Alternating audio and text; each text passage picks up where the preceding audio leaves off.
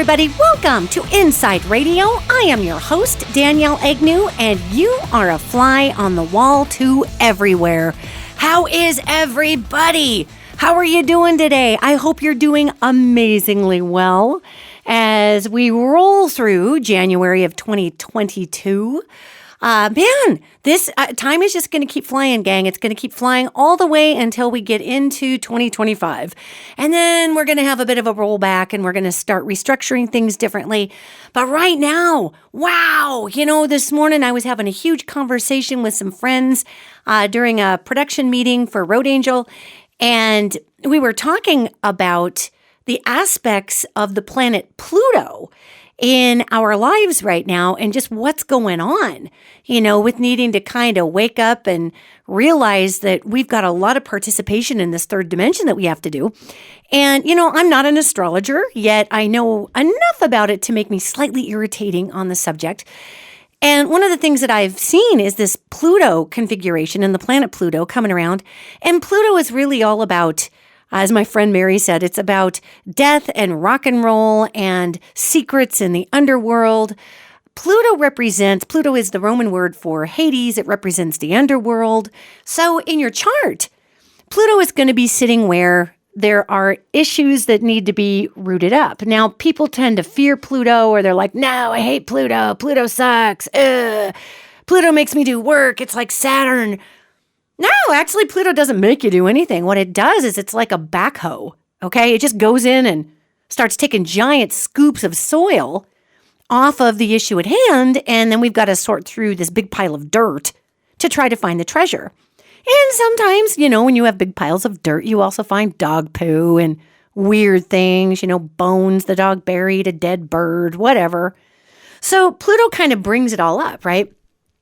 And I found that this has been a particularly poignant rain of information, both rain as I'm raining over you and it's raining on my head like frogs, like a plague, raining of information, because when we have this raining of information, we are able to do things differently and move forward. And today's podcast is all about, it's all about also my creepy fangirl addiction to the Matrix, which I think kind of spells itself out in the title. However, it's all about the glory of the red pill, And of course, in the Matrix trilogy, and now there's a new Matrix out, which is really fun if you get a chance to see it. We just saw it. I loved it. If you get a chance, the Matrix, of course, is an analogy for waking up out of this sociopathic consumerist system where we've all been placed on autopilot to go noodling forward to do what it is we're supposed to do in the world according to the system that needs us to be a hamster in the wheel in order for us to produce a widget for the system that sells the widget and, rinse and repeat in its Groundhog Day for 100 and 200 and 300 years in America. So really the world. So what we're looking at here during this time frame is an opportunity to get that red pill and swallow it, which if you haven't seen any of the Matrixes, first of all, weird, but congratulations. And secondly, it's about waking up out of a system to recognize that we are capable of anything. And it's really about recognizing also that if we're in the Matrix, we can especially do anything because none of it's really all that real, which is kind of a neat, wraparound in and of itself. So one of the things that I think is really cool about taking the red pill, so to speak, or just accepting where we are in our timelines, is that it's very important to be present in our bodies. And that's something that we all have to work on because this society, at least in the United States, I've never lived full-time other places, yet at least in the United States, this society really encourages us to disassociate. I mean, it does. Gang, the United States has built a consumer culture on addiction by placing tons of sugar into foods, and sugar is 10 times more addictive for the brain than even crack cocaine. I mean, it's hardcore. So the fact that in the 1950s we started pouring sugar into everything because we figured that out in medicine was not good.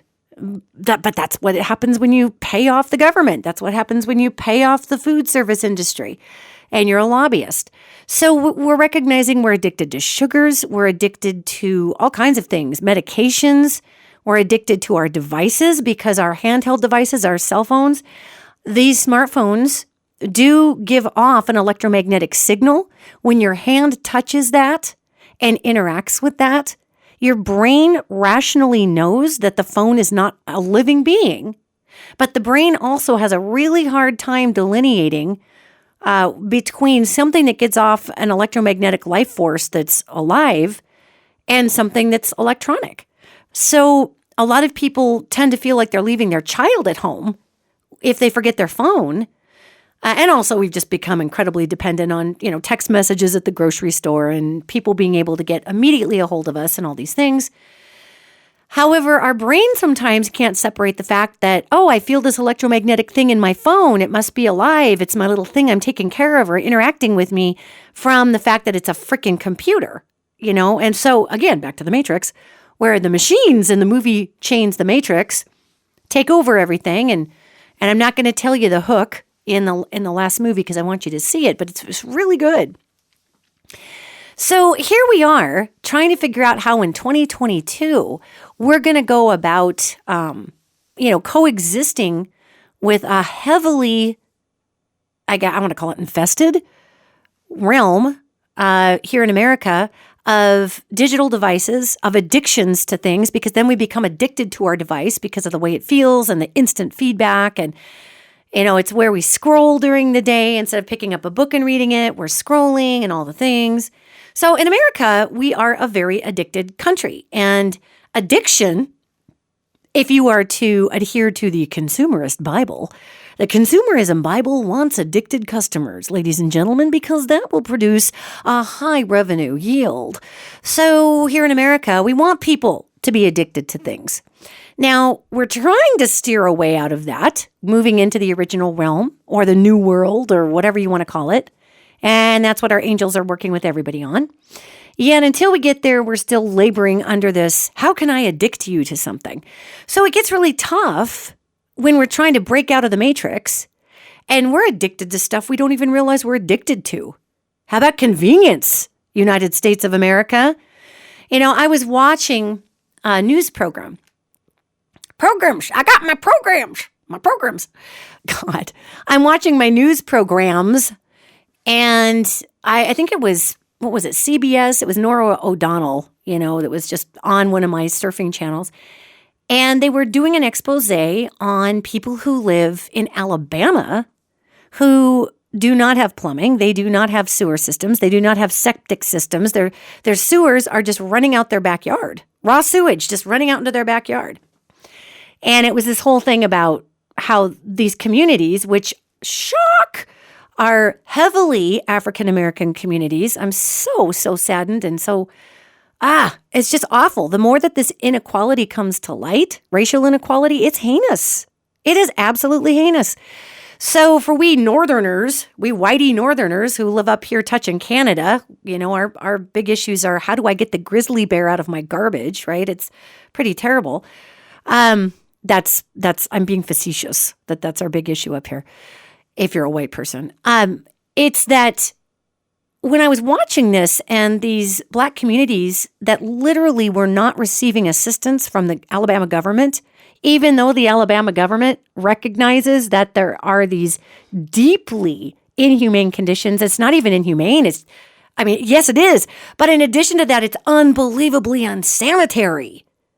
You've got elderly folks and little kids playing and just this raw sewage draining out into somebody's, like a pond in their backyard, or a hole they've dug. It's pretty hideous. So to have this in the United States, we're talking about, addiction. Do you take the red or blue pill? We're talking about, I'm setting this up for kind of a big discussion here. We've got such inequality. We've got so many people who are suffering and hurting. We are addicted to convenience in this country. And we get in our little societal rabbit holes like we all do. Everybody's human. Everybody gets in their routines in the day.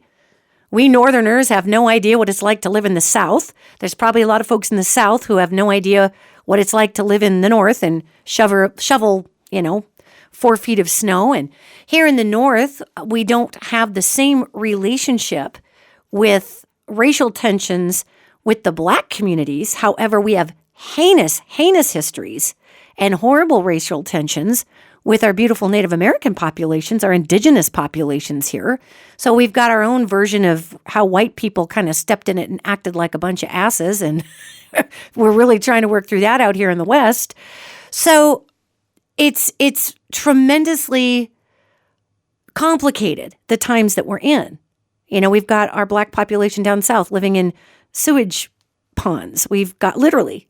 And we've got our Native American populations up here that are erased and not even giving voting rights. And their Native American women go missing off the reservations all the time because people come in and kidnap them and do terrible things to them and just disappear them because the reservations are their own sovereign nations.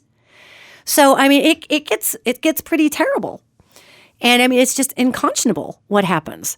So I would tell everybody that we're going through incredible times right now. And it really demands that we are all present in our bodies, here on this earth. And I understand for some people, escapism is the best they can do to keep themselves on this planet and to not just end it all and get the heck off because there's a lot going on. Yeah, we have a lot of people that could use assistance. A lot of people. All kinds of people. And really socioeconomic inequality, though it is just outrageous in our indigenous nations and our people of color. It extends out into all demographics from there into, I remember growing up, you guys, in Montana. And there was a saying which would be considered really hardcore politically incorrect now, yet I'm going to use it in reference to something talking about not only have times changed, yet in the mentality of consumerist America, okay? So when I was a little kid growing up in Montana, it was very important that you tried to make sure that you didn't have ratty shoelaces. Or if you hemmed your pants down, because when I was a kid, they'd sew up your jeans. And then as you grew, they would just let your jeans out. If your jeans weren't worn out, you weren't getting a new pair of jeans because you grew. Your hem would get dropped, right? I'm sure you remember those days, some of you. And when the hem dropped down, there was a white ring that went all the way around your jeans. Because, of course, back then, really dark blue jeans were in. Gloria Vanderbilt, baby. So, yeah, I know. You remember Gloria Vanderbilt, don't you? So when you were a kid and you were walking around with rings, in your jeans, I remember I had probably from the 6th grade to about the 8th grade, I had one pair of jeans that had 3 hemline rings around the bottom. And I remember I was always a little embarrassed by that because there were other kids who only had one or who didn't have any, who would get brand new jeans when they grew out of them. Well, we weren't really set up for that economically. And also it was a waste. My jeans were fine. I just got too tall for them. I was growing fast. So I remember going to school one day and trying to find a marker, like a blue marker that I could draw around the hem. There was just this white spot, And I think I remember finding one, eventually. And my grandma figured out it was bothering me, so she re-dyed my jeans or something like that. But the whole point of the politically incorrect comment was there was very little in the day that separated socioeconomic classes in school because everybody was getting a lunch. And if you couldn't afford lunch, you would get it anyway back in the day. And it wasn't like people had cell phones and big brand names weren't huge quite yet. We hadn't hit the Ralph Lauren timeframe yet. Nike, none of that. There was the United Colors of Benetton that came along halfway through high school. But when I was in junior high, there really was not, hey, I'm wearing this shirt and it's got this brand and now you can see I spent $500 on it. That didn't really exist, I remember that my grandma, who was raised extremely poor, very socioeconomically, just challenged, beyond challenged. They just had no money. My grandma was raised in a boxcar out in the Pacific Northwest. Her dad was a logger. So Graham was super practical. Capricorn, January 6th. She would have been 101 this year. And Grandma was not somebody to waste things, yet she really prided herself in making sure that if I went to school, my hair was brushed and I didn't go to school with clothes with stains on it. And, I asked her one time, I said, Grandma, why does it matter? And I wanted my jeans touched up. And she said, well, honey, you don't want them thinking you're poor white trash. She says, there's a difference between being poor white trash and not having any money. And she says, we have just enough money, but we'll never be poor. And she says, you don't want to look like poor white trash. And I didn't really understood what that meant. I didn't think she was being judgy as much as trying to teach me a mentality issue. But at the time, I did understand. There were the folks who were socioeconomically challenged who live on what we call the south side of Billings. And it's the stereotype of the 1970s, right? Somebody in the trailer and they have chickens and the kids are running around without any shoes, or they come to school without coats on and the school gives them coats, and all the sad things that we still see in America today. And I just remember my grandma was very adamant about making sure everything was washed and pressed. And she told me, she said, if all you have is one pair of nylons that have a run in it, you cap off that run with some nail polish. Remember, clear nail polish to stop the runs in the nylons. She said, you put the clear nail polish on and you scrub those fresh and clean every day and you hang them over your shower rod. She says, because you cannot have money, but you never want to be poor. And that came from somebody who was raised very, very poor. And my grandma wasn't judgy, yet she had been judged. So what she was trying to do was save me from being judged. My grandmother did not judge anybody because of her background. Yet she had been so heavily judged that she was trying to make sure that I didn't fall into that trap. That's all part of this consumerist conditioning of you need more, you have to have more. Here's your $900 pair of shoes. If you don't have that, you're nobody in school. This is the consumer culture of modern America, and getting people addicted to more and more high dollar things. I've got this freaking iPhone 10 that is on its last leg. So I apologize to anybody who calls me for readings between my iPhone 10 and the fact that they keep changing the towers up to throw the phones off, and Apple's being sued for this right now. So you have to buy a new phone every few years, but mine's hanging in there. She's starting to glitch a little, but she's hanging in there. And I just don't want to go buy a $1,400 phone. It's ridiculous. So they're trying to create consumerism, this addiction to higher dollar items. So this is why it's important that we take the red pill, because the world that we're going to build here, gang, does not rely on consumerism, okay? It does not rely on consumerism. And that scares the crapola out of people, especially the oldie white guard, the oldie white guard men who have been running things for a long time. And I always apologize to my white male friends, and I tell them that I'm not throwing them into the lump of the oldie white guard males because they're not them, Yet even my white older male friends, they know exactly who I'm talking about. They're like, oh yeah, those guys are asshats, only they don't say asshat. So this is what we're going through. And this is why it's important that we're present in our bodies, gang. And that's why the last podcast, I was talking about being present, because we chose a body for a reason. All right. We chose bodies for a reason. We're supposed to be on this planet engaging. And not only are we supposed to be engaging one another, we're supposed to be engaging our own life lessons. We're supposed to be engaging our planet and our animals and our trees and our plants and our air. And we are also supposed to be engaging multiverses that the planet Earth affects. And I did a podcast on that a while back, and I won't recap that because it's kind of a mind boggler, really. That's like way down the rabbit hole, too down the rabbit hole today. But we do affect other multiverses and other timelines here on Earth, as do other planets affect us. We are not autonomous. Yet the human species is just so obsessed with the fact that, oh God, it's all about us. It's all about us. No, it's not. No, it's not.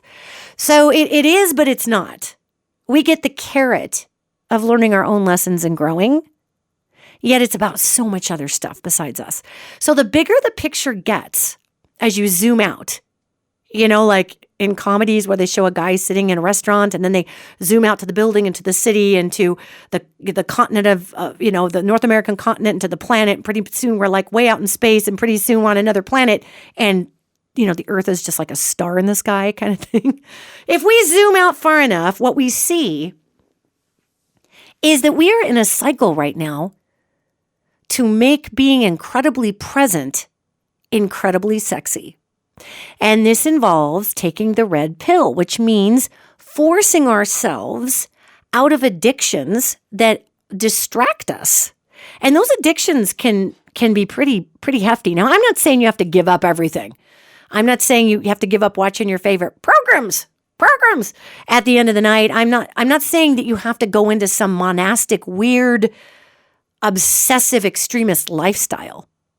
Yet I am saying that it's very important for all of us to recognize that if we've been telling ourselves stories for years that define our consciousness and define our personality and define our role in the world, going back to our friendly planet Hades, our friendly planet Pluto, what we see is that we are dealing with our undercurrents or shadow issues, underworld issues, so that we can fully be present and not hide in our addictions to distraction because we're ashamed of how we've been, of ourselves, of what we have and haven't accomplished. Got to remember that a narcissist wields shame in order to control people. And you've got to remember that our United States of America was formed under the auspice of narcissism, victimization, alpha behavior. You must serve me or you're out. I mean, that's why just barely 2 or 3 more states in the North said we're not into slavery anymore. Barely. At that time, we were almost a 50-50 split in this country that believed it was okay to victimize people to make money. I mean, think about the origins of the country. So here we are, gang. And we've got such an incredible opportunity here to change the narrative, to change the way that these ethers rock and roll. Yet it demands that we come together, and it demands. And I say demands because it's not asking nicely anymore. It demands that we change our personal stories. And it demands that, yes, your own walk and your own issues are huge. And of course, my sweet babies out there, of course, it's important that we all work on our healing and all our baby things inside our heart, okay? Yet to put on the tough love hat for just a minute, this ain't the 1970s and it ain't the 1990s, okay? And we got to just quit being fascinated that we all have hands and a process, and this is my process. Well, I'm super glad you have a process. Yay, you. However, now Pluto is rolling over the top of the Earth saying, hey, all y'all, while you're working on your own processes, let's just dig up everything that needs to be gone through. Now we have Earth-sized dirt piles that need to be gone through, and it takes all of our hands.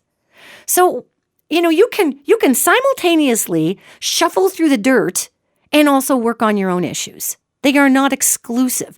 And a lot of times, the more you put your hands in the dirt, so to speak, the more you put your hands in the dirt of this third dimension, the more your own process and your own issues and your own pains and your own shames and your own fears get worked out simultaneously. I mean, it's a freakishly efficient system, spirituality in nature. It really is. So by taking the red pill, okay, what we're really doing and making a dedication to be present is literally getting our hands dirty in the piles of dirt that Pluto is backhoeing onto our beautiful grass that we paid so much money for in our ticky-tack little houses. And we are being asked to go through our stuff as well as the Earth stuff as well as everybody else's stuff. And we're all just out there getting dirty together.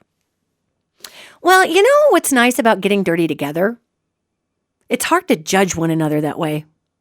If we all of a sudden end up looking like Pigpen on Charlie Brown, it's really hard to say, who has money and who doesn't. Who is, quote, poor white trash, end quote, and who isn't. Nobody's trash. Humans aren't trash. No matter what color we are, we're not trash. Yet that was the way that white people looked at other white people who were beneath them. Come on, white culture, what is it with us? God, why are we obsessed with ranking ourselves in white culture? I mean, you know what? I was going to say 16 off-color things that have to do with male genitalia, and I'm just not going to. How's that? So honestly, it's just stupid. So I think that if we come into this Pluto time frame, and we understand that not only do individuals have Pluto issues in their charts. I have a very dear friend who has got Pluto just bouncing on their head like a basketball for several years to come. Yet Pluto's bouncing on the world right now because we've got to go through all this dirt. We got to get dirty together. Now, getting dirty doesn't mean dirty laundry, although a lot of dirty laundry is going to come out as we're all searching through the dirt. And because we are sifting through the dirt, we actually are getting dirty. There's going to be dirty laundry coming out. It doesn't mean slinging dirt at one another, okay? Dirt in this analogy is actually healthy. Now, I don't know if you know this. However, there have been in recent studies over the last couple of years, especially during all the COVID depression that came about from ostracizing ourselves from one another, lots and lots of studies that literally getting soil under your fingernails and in the pores of your hands elevates brain chemistry. Because there is natural elements and minerals, super trace amounts of lithium and all kinds of things in the soil that make your brain go, ah. And we think about how many of our kids no longer go outside and play in the dirt. We got a lot of helicopter parents that, because the helicopter parents have become a little obsessed with every freaking Dr. Google article about icky things in the world. I'm not talking COVID here, gang, but there's a lot of parents out there that don't want their kids to get dirty. It's a hassle to clean them up. They bought them clothes that are $1 million to make sure the kid won't be seen as PWT. I even have a hard time saying poor white trash anymore. It's so awful. But PWT, people don't want their children to be seen as lesser than because, again, that shame cycle is running, especially through white America. Oh, we love to shame, don't we, whiteys? God, we need to get it together, white America. Come on, let's spread the love instead of the shame. Let's do it. So the thing that I see here that's so important about being present and all being in the Pluto dirt together is that in doing so, we begin to see the humanity of one another. We greatly begin to see the humanity of one another. And in viewing the humanity of one another, we're able to see that we really aren't that different. And it's and I know that sounds so cliche, yet it's not. We still haven't gotten the memo. I could say that, oh, gee, we all bleed red. That's been said for a gillion years. Yet it's not cliche because we still haven't gotten the memo. So getting the memo is cliche, but we haven't gotten the memo about getting the memo.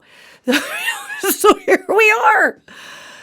And it's very important that we make the choice to choose to get in there and help. I know this is going to get into a touchy subject for some people, and it's regrettably been made into a political subject. Because if you are an evil modality, if you're a dark modality, if you're an oppressive modality, and you want to oppress the most people, you first and foremost must claim that you are deeply oppressed and fighting back. Okay? Art of war. There it is. So if I am the authoritarian or the oppressor, I must first present my case as I have been oppressed for such a long time that now I'm pushing back. You forced me into this position to oppress you. That's also a narcissistic issue. So, and it's an abuser thing too. You made me hit you. You made me do this. Well, nobody makes anybody do anything. Give me a break. Unless you're the Manchurian candidate, I'm sorry, you're disqualified. So when we're looking at this, gang, and I'm super fired up about this subject because it was so clear to me today how our role in being present on this planet is going to change things for the better.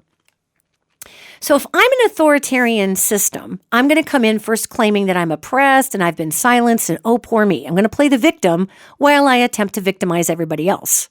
That's what you do. See, don't you know? So right now in the United States, we have a very fringe movement of extremists who are claiming that they've been oppressed all these years through their belief system, their choice to be Christian. They've been oppressed because they're white people who've lost jobs because of quotas to people of color. Wah, wah, wah. Cry me into my pampers over here. So they're presenting themselves, of course, as the victimized. And this authoritarian system, gang, it rears its head in the world every once in a while. It reared its head back in Nazi Germany. It reared its head with Genghis Khan. It reared its head with the Crusades. It rears its head. And it keeps trying. It just keeps trying to poke its head into this third dimension. And it reminds me of the Star Wars movies where I can't remember which character said this, but it was some Jedi character in Star Wars that was explaining to Luke. Oh, I think it was Yoda, actually. How could I miss that? Wow, I'm going to Star Wars hell, you guys. Oh, man. Fan hell for me. It was Yoda that said that remember the Empire? You know, Darth Vader. Dun, dun, dun, dun, dun, dun, dun, dun, dun, the scariest thing we'd ever seen in 1978. Darth Vader. Yoda was explaining to a young Luke Skywalker that the darkness that is now called the Empire has made its way to the world in many other ways. You know, it was the Sith, and then it was called something else before that, but it's the same dark side of the Force. And that too is the state of our world right now. Right now, it's not just the United States, gang, because if you're going to have the Force, the dark Force rise up, it's really kind of a scales thing, a balance thing. It might start somewhere, but it's going to pop up in other areas around the world. So we have authoritarianism that's trying to rise in Brexit. There's authoritarianism that's, of course, running rampant all over Russia. And it's really trying to get North Korea, and there's so many different places. I mean, good God, the whole continent of Africa with the warlords and the genocides. So this dark side of the Force is now trying to poke its head into the United States. And it's smart. It's smart. And I had a friend of mine I was talking to about this a couple weeks ago, and my friend said, "Oh, you're talking about Republicans." I said, "Actually, no. I'm not talking about Republicans. I'm talking about a dark extremism that is bubbling up through the cracks. And we see that because traditionally in America, the Republican Party is more conservative. It's more God and country. It's more about, just the simpler things in life. Just manage your money and God and the Bible and take care of your family and take care of your neighbors. That's pretty low-hanging fruit if you want to act oppressed, because nothing says I'm oppressed like, Christians being fed to the lions, right? So this extremism tends to run in the Christian sects of things, although I've seen it with atheistic people. I've seen it across the board. There's Muslim extremism. There's all kinds. But what I'm talking about right now, and that's why I'm not going to, I address the Republican thing because I could hear everybody out there going, that's the Republicans or whatever. And there's Republicans out going, what are you talking about? That's the Democrats. They're trying to ruin this country. So I'm just talking about authoritarianism. There is an authoritarianism that's trying to present itself on this planet. And there are ways that authoritarianism is trying to present itself through the Democratic Party by shaming people and ostracizing them and group shaming and public shaming of people who legitimately are trying yet miss on a pronoun with someone. That's something that as someone who's traditionally more of a lefty voter, I just don't agree with. I think everybody's doing the best they can to keep up with the very fast changes of our world, and shaming people is not a good way to get your point across. It might make the person who's shaming that person feel better in that moment. Yet if somebody truly makes an honest mistake and is doing their best to relearn a new system, which is changing really monthly, and I'm part of the LGBTQI community plus community, and I can tell you that it's changing weekly, it's changing monthly, and I'm finding out new things all the time. I'm learning constantly. Yet to have some grace through this period would be really helpful, fellow lefties, okay? We're all trying here. And to turn around and wage war because somebody missed a pronoun is not going to help the cause of peace. It's not going to help the cause of coming together. It creates more division. And I'm a huge fan of being on point and honoring where people are at. There must be some grace period for people to also adjust and learn. Otherwise, it's just about my needs.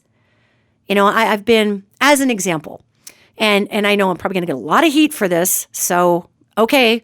However, notwithstanding, and this is not a comment really that would be directed at our trans community, because I have so many trans friends, and my beautiful trans friends have gone through such garbage that I can't even begin to wrap my brain around. It's heinous sociologically. I'm more talking about, if you're somebody who, for a majority of your life, has been called she or her, and still physically appear very much like a she or her, yet have identified that the inner self is a he, and it's no longer required that we have to go through very invasive, costly surgeries to alter our bodies to be able to just be who we are, which I think is kind of cool, to be honest, especially since I've known a lot of folks who, especially a long time ago in the 80s and 90s, who went through gender alteration surgeries, and it just wrecked their bodies, just wrecked them. And they just wanted so badly to be able to be who they were on the inside. So I'm not saying that you have to have the genitalia. Who cares? I'm simply saying that if a person could be easily visually misidentified by a world that's still learning to come out of a binary gender association, and someone happens to make an assumption that there's a she or a her there, and that individual melts down and berates the person for not even asking what the pronoun would be, and that person is a he, and all these things. Everybody is entitled to their own responses to things. The reason I bring this up is because the left is supposed to be the big peace, love, and harmony hippie group. We're supposed to be the one that wants everybody to get along. We're supposed to be the one that just allows, we're the liberals. Believe what you want, do what you want, say what you want. Unless it's about me, then you better get it right the first time, or I am running you up a crucifix, buddy. I mean, we've got to be careful not to be hypocrites on the left. And yes, my fellow lefties, we're all such big empaths. I get this. I know there's a lot of you out there listening going, but there are people who deliberately misuse pronouns to be hurtful. Well, those people are just giant asshats, okay? You can't fix, I'm just going to say it straight out. You can't fix assholism, okay? It just is. That's usually a product of abuse and a million other things. Yet our response to asshatism is to, if we take the red pill, we don't have to go about the blue pill response, which is to create the us against them. We can educate lefties. We can be in there and show that, oh my goodness, hey, I prefer he. And give that person a second to look at this individual who may be curvy as heck. They may have double D's in that bra. Give that person some grace while their brain takes a minute to say, oh, he, okay, that's right. We're coming out of a non-binary system. And allow that person the opportunity to say, oh my goodness, I'm sorry, he. And then move on. Okay? That's called helping educate, and it's called just helping to go forward. So I've had a lot of lefty friends who've gotten very angry with me about this opinion. They think I'm not fighting enough for gender identity. And I'm like, you guys, no, it's just the opposite. When I was coming out as an LGBTQI person in the 90s, okay, and I think I've mentioned this before, so I'm not gonna really get on this subject, except to say, when we marched in gay pride parades back in the day, they weren't great big fun celebrations. They kind of were once you got to the park. But the marches were scary. I had beers thrown on me. I had people shove me. I had groups of men walking as I was walking, standing around me, telling me all the terrible sexual things they were going to do until I figured out I was straight, and I can't even repeat the things they said. It was so gross and off color and just stupid. I just remember thinking, wow, you guys are really stupid. This is stupid. But it was intimidating, and obviously I'm there with 100,000 other people, so I wasn't necessarily worried I was going to get drug into the crowd and gang raped, but that's what they were suggesting should happen. I'd been fired for being gay. I'd been called names. Especially in the pride parades, get all kinds of things thrown at you back in the day. And had I reacted with rage and anger, then I would have become the character that they were trying to cast me as. And I knew that. So I didn't. I joked around with them. I gave them hell. I'm like, hey, you wasted a good beer. What the hell's wrong with you, man? You should drink that stuff. You must be richer than me. And I kept it light. Not because it didn't break my heart, not because I wasn't scared sometimes. But if I became the villain they were casting me as, if I became the separatist freak show that they were saying I was, if I got in their face and grabbed their women and did all these things, then I would become the devil that they were trying to make me into, and that's not who I am. So that's all I'm saying, is that if we just stop with the reactions that are so angry when someone misunderstands us and we show them who we are, then the reason I chose to do that, gang, is I knew if I acted like an idiot, then every subsequent lesbian person that person ever encountered would get that cast upon them, especially back then. So I sucked it up. I might have gone home and cried. I might have gone to a bar and drank my head off afterwards and said, what the hell's wrong with everybody? But I was not going to become the whining, crying, screaming demon that they were casting me as, because that's not who I was. So it's, we've got all these complex issues about, as we take the red pill, how much, quote, fighting do we need to do against this authoritarianism that's rising and trying to smash everything out? And we have not seen the last of it. We've not even seen the real true beginning of it yet. And how much of the educational, compassionate, just hanging in there with people's grace in what they're trying to learn is important. It's all important. And there will come a time when we're going to have to push back a little hard on the authoritarianism that's coming in. Now, I'm not suggesting we go to war. I'm not suggesting a civil war. I sincerely wish other people wouldn't think that was an option. And that's kind of a happy go-to for many organizations in the United States, because a lot of people feel so out of control, they want a war right now. You'll notice in the January 6th proceedings that one of the leaders of the Oath Keepers, which is a white supremacist group, was brought up on some very, very, very serious sedition charges, which is good because this person was literally planning a revolution. And it was just nuts. It's nuts! The United States has the most advanced military on the planet of Earth. And I don't know what these folks are thinking with their, truck stop rifles in there. I ordered these chest pads online and a night vision scope, and here I go. I'm like, okay, buddy, you go. But that's how desperate people feel. They actually think they'd rather die fighting the U.S. military than live their life, because their blue pill that they're taking every day is distorting their vision. You see where I'm going with this? There's actually a topic today, believe it or not. So what's so important is, as we all move forward, we're all moving through a vastly changing matrix where binary gender, thank God, finally is falling away. Our indigenous nations had dozens of different genders. It was, again, the Adam and Eve mentality. It's Adam and Eve, not Adam and Steve. All of that horse crap that got us here in the first place. It was disassociating from the natural world that got us here in the first place.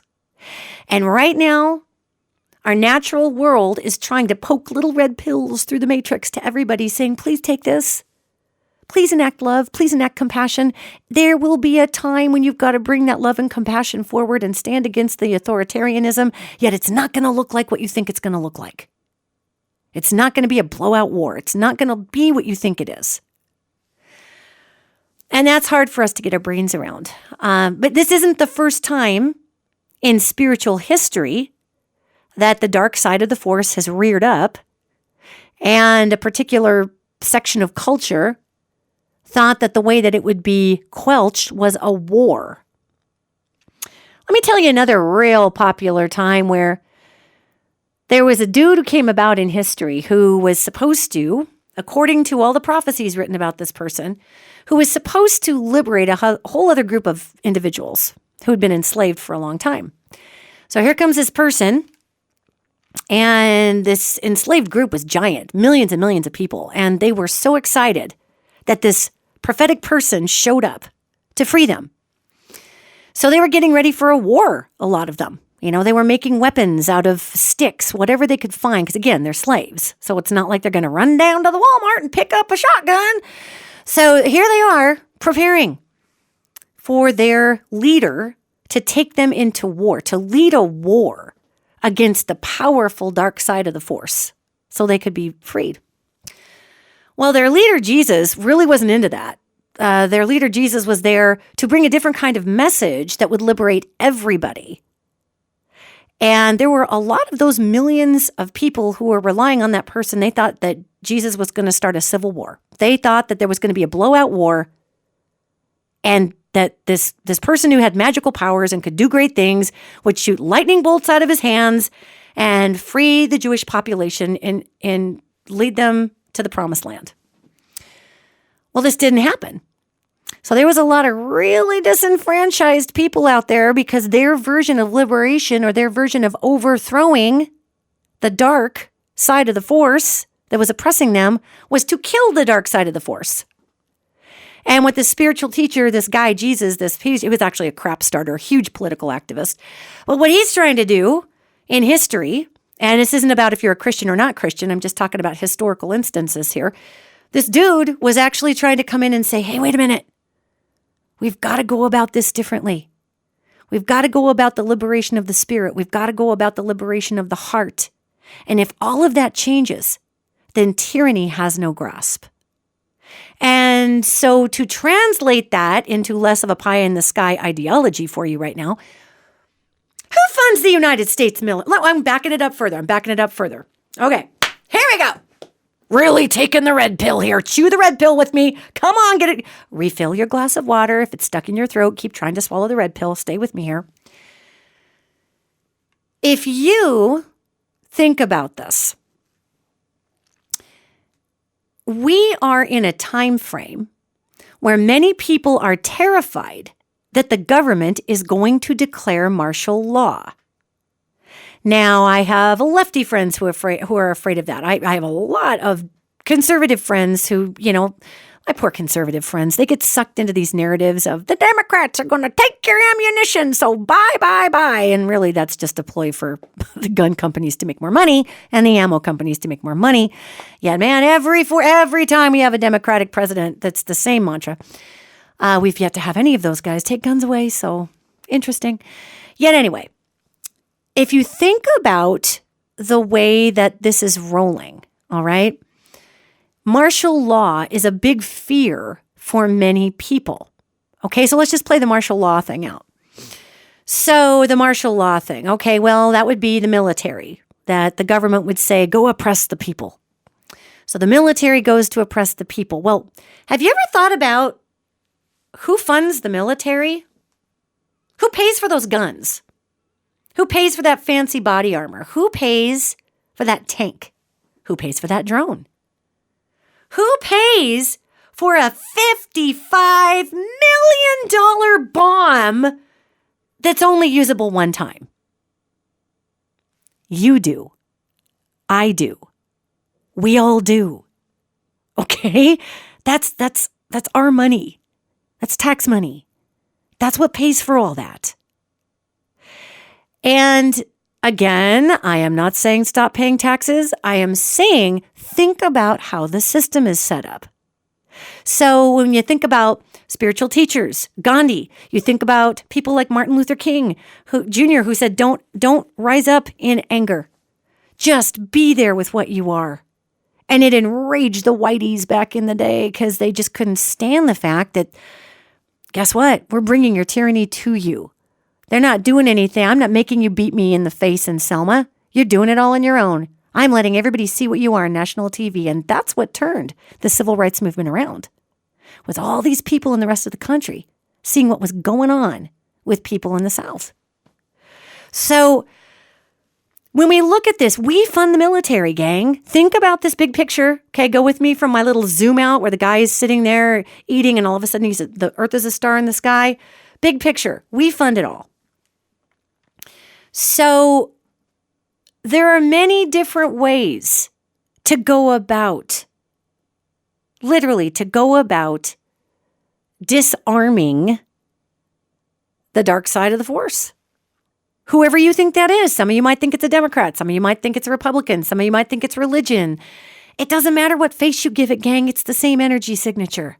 You know what I'm talking about? And when we zoom out, we can recognize that the dark side of the force exists. It has a right to its life cycle. Yet it's not really a very compatible energy on the planet as a governing energy. Doesn't really work out. It shows its face every once in a while like it's driven back. And it's about ready to really play its hand in the United States here coming up in the middle of this year and all the way through to 2025.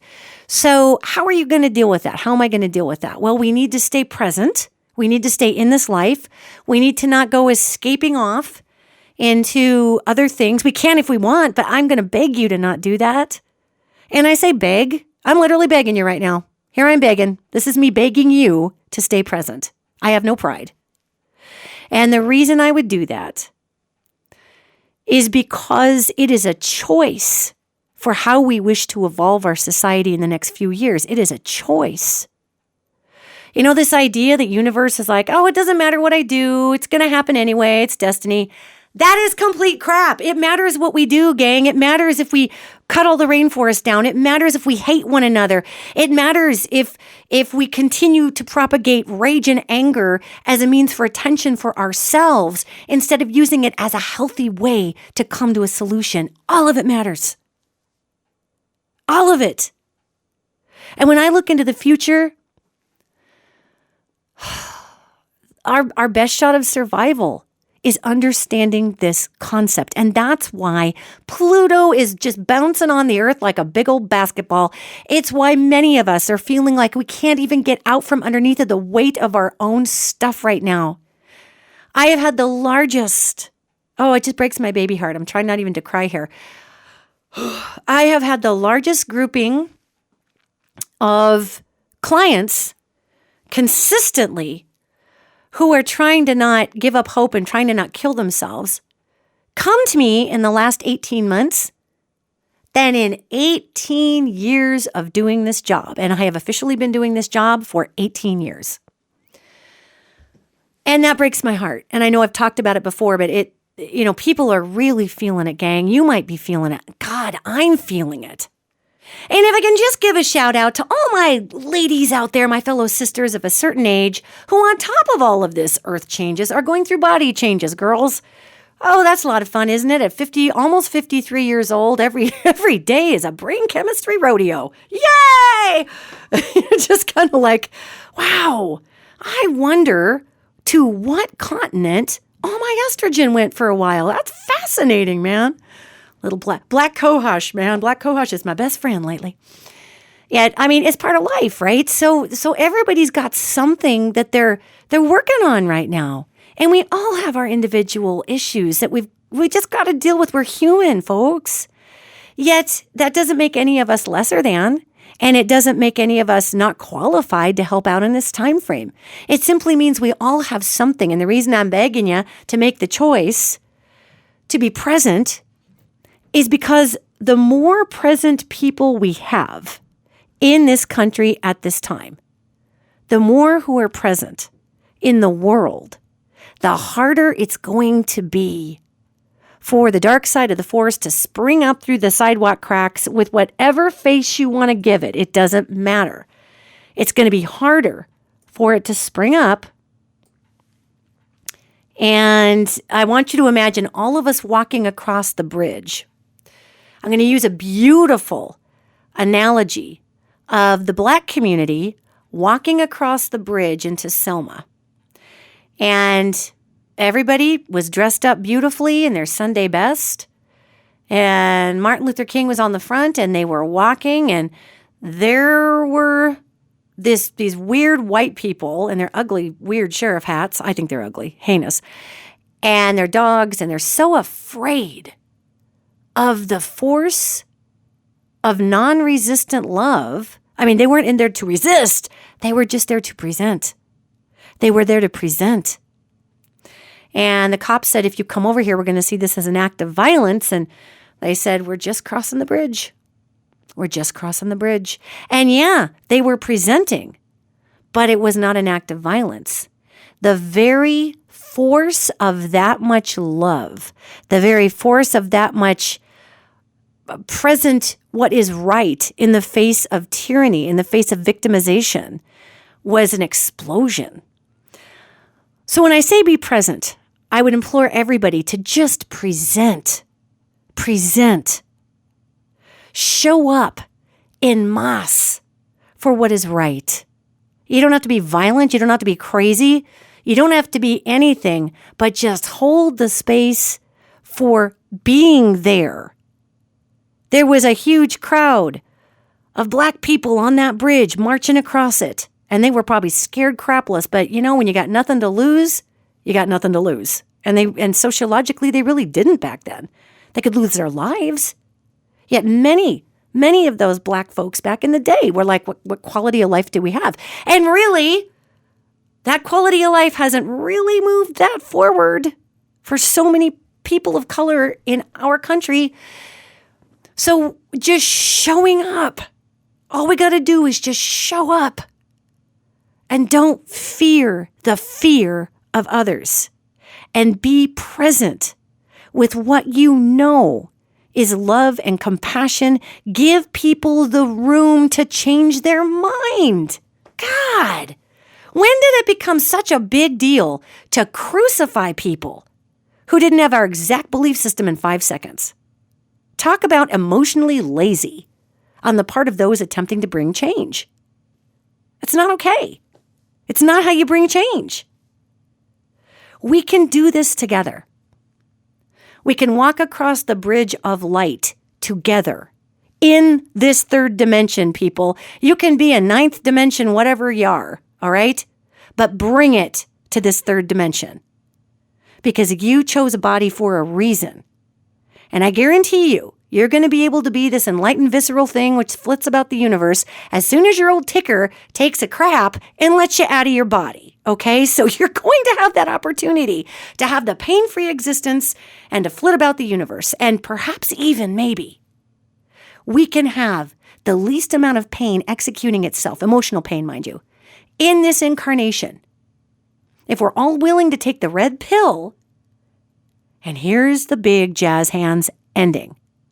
Unlike the Matrix, when Neo took the red pill and it spit him out into this grotesque post-apocalyptic nightmare world where it was black and disgusting and terrifying outside and terrifying machines ran everything and there was nothing in it that was human at all. We're going to get spit out of the Matrix. Except you are going to be awakened in a garden of perfection, man. I'm not kidding you. What awaits us outside of this preconceived matrix that we've made out of desperation and despair and lack consciousness, and all the things stitched together by those who have and want the have-nots to worship at their feet. When we stop the madness, when we get out of that matrix, do you know what's here? Perfection. Mother, Father, God, and the planet that just loves you. People that just love you. You are loved. We are supported. This nightmare we're living every day is because we keep making it happen. We keep taking the freaking blue pills. Please, take the red one. And wake up in this beautiful place, and we can all band together and go over that bridge of light together. And unlike Selma, where it blew out into extreme, hideous brutality, the dark side of the Force doesn't really hold a candle to the light side of the Force when the light side of the Force bands together. The dark side of the Force naturally retreats. It might try to look like it's given a good roll at it, but it doesn't have the teeth. Not to stay in there, not to take everything over. So this is a big complex discussion on how we'd walk across the bridge of light, yet today's podcast is really focusing on making the choice to be present. Whatever you do in your coping mechanisms right now, just make sure that you are being present enough to bring your best to this world. And that's what I was begging you to do. And I'm sorry, maybe begging is pathetic. I don't even care if I'm pathetic. I have a spiritual friend who said to me one time, if you beg others to do something, it's because you have an agenda and it's your fear getting in the way and blah. And I'm like, or it's just me looking into the future saying, wow, we are really going to be served a giant shit sandwich unless we learn to cook something else. So how about we try to learn, cook something else? Come over in here and learn to cook with me. That's not fearful. I'm not afraid of dying. I'm not afraid of what's to come. It's just unnecessary, man. We don't have to go that way. And there's a lot of people who are afraid of dying, and there's a lot of people who are afraid of eating a shit sandwich. So I think we can just avoid those timelines altogether. And with that being said, I would like to give you a gift. I have been working on a rock album since 2020, and I am getting ready to release my very first single, which is the title track off of the album. And the title track is called Blue Jean Reckoning. The album is called Blue Jean Reckoning. And I am so excited that I'm going to preview this single to all of you listeners before it even gets out there to the airwaves, before it even gets out there to Apple Media or to Spotify or to Pandora or to anywhere that it's going to go. And when it does get out there, I hope you all share it. I hope you all add it to playlists, because this song, Blue Jean Reckoning, is about, again, I wrote it in 2020, and it's definitely about coming together. And the biggest issue here is that it's about coming to grips with all of those glitchies and rumbles and weirdness that came up for all of us when we were sitting around in our houses drinking and wondering what was going on during the lockdown in 2020. So it's really about coming to grips with those inner rumbles that oftentimes we don't take the time to look at, right? Because we're in the matrix taking the blue pill, running to work. So we suppress these rumbles, which is what Pluto is trying to get us to look at right now, are all these rumbles. And so this song is about coming to grips with those rumbles inside that we suppress so that we can all really finally come together over this bridge of light that I'm talking about, and come together as a human family, And any of you off-world and human hybrids that want to join us, you're welcome to. Everybody's welcome to the table here, because none of us are ever alone.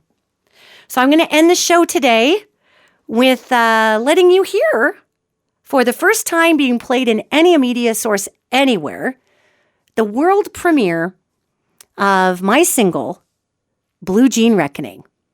And I will see you next podcast.